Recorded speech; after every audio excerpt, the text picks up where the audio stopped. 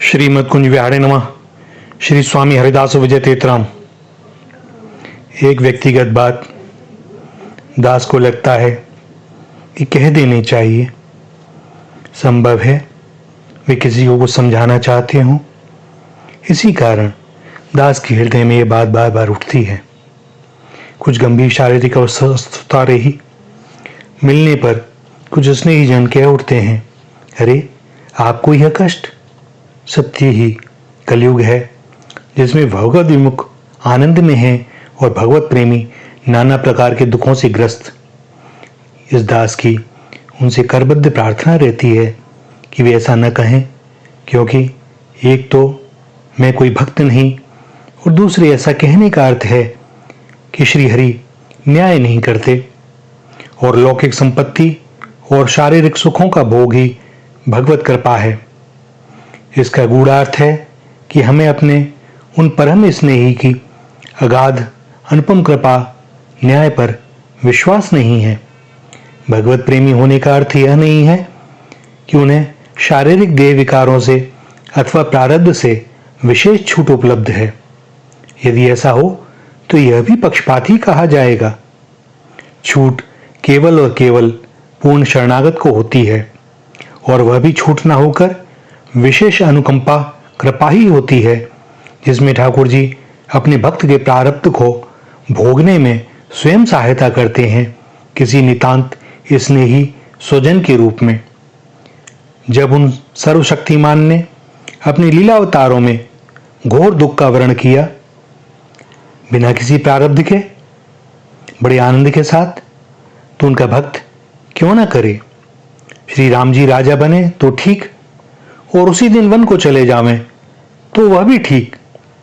राम जी जानते हैं कि राज्याभिषेक की अपेक्षा वनगमन अत्यधिक आवश्यक। वे राजा होने के लिए नहीं आए हैं, वे आए हैं अपने भक्तों के सुख के लिए, दुष्टों के नाश के लिए, और वह भी यथायोग्य उनके घर जाकर देने के लिए। अद्भुत बात है ना। राम जी सुख भी घर घर जाकर बांटते हैं और दुष्टों का संहार भी उनके यहाँ जाकर करते हैं। और श्री कृष्ण अवतार में एक भिन्न ही अद्भुत आकर्षण की भक्त भी खिंचे चले आते हैं उनके पास, और उनके शत्रु भी। सभी भागे चले आ रहे हैं गोकुल में। गोपियां भी हैं और असुर भी दौड़े आ रहे हैं, और हमारा लाला किसी को निराश नहीं करता, सबका यथा योग्य।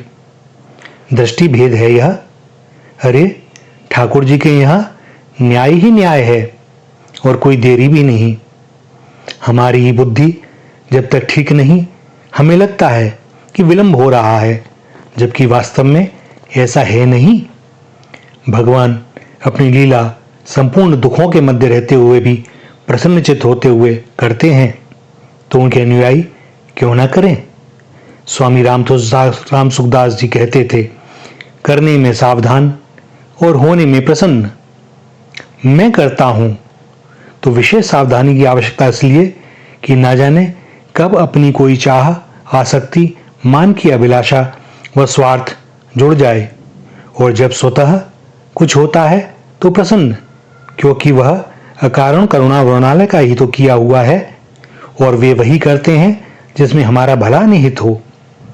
देह में कोई विकार और चीरा आवश्यक, तो हम अपने स्वजन को, स्नेही जन को स्वतः ही डॉक्टर के सुपुर्द कर सहमति पत्र पर तुरंत हस्ताक्षर कर देते हैं, बिना यह सोचे कि उसे कितनी पीड़ा होगी, क्योंकि हम चाहते हैं वह इस पीड़ा से उबरकर शीघ्र ही स्वस्थ हो जाए और रोग मुक्त हो जाए, अन्यथा रोग प्राण घातक हो सकता है। नित्य लीलालीन श्री भाई जी दुख में भगवत कृपा का सरल और विशद वर्णन करते हैं। गोस्वामी तुलसीदास जी भी कहते हैं, धीरज धर्म मित्र अरुनारी, आपत्ति काल परखिए चारी। विपत्ति में ही अपने स्वजनों की पहचान होती है, और केवल औपचारिक संबंध निभाने वाले और दिखावा करने वाले भगवत कृपा से स्वतः ही स्वयं दूर हो जाते हैं, और रह जाते हैं भगवत प्रेमी और भगवान। अब जो बचे सत्य में यही अपने हैं, जो हृदय से चाहते हैं कि हम अपने कल्याण के निमित्त स्वस्थ रहें और उसके लिए वे स्वयं भी प्राणपण से प्रयत्न करते हैं। श्री गोस्वामी जी की एक और चौपाई है, जाके प्रीना राम वेदेही तजिए ताहि कोटि वैरी सम यद्यपि परम स्नेही। किंतु दुख में तो किसी को त्यागना नहीं पड़ता, तजना नहीं पड़ता, भगवद विमुख स्वयं ही तज देते हैं। इससे बढ़कर और क्या कृपा हो सकती है। संसार स्वतः ही छूट गया, रह गए कृपालु संत, भगवंत और भक्त। हमें सदैव स्मरण रखना है कि वे परम सुहृदय हैं, परम कृपालु हैं। वे जो भी करते हैं हमारे कल्याण के लिए ही करते हैं। सब उन्हीं की लीला, सब में वही। तो यह सुख दुख भोगने वाला मैं कहां से आ गया? अरे वे ही तो मेरे कष्टों को वहन करते हैं। मुझे कष्ट दे कौन सकता है? उनके अतिरिक्त है ही कौन? और वे तो मेरे परम सुहृदय हैं, कृपा के अतिरिक्त कुछ जानते ही नहीं। तो उनके आश्रित को कोई दुख कैसा, कोई कष्ट कैसा? यह तो कदापि संभव नहीं। श्री राधा, श्री राधा, श्री राधा।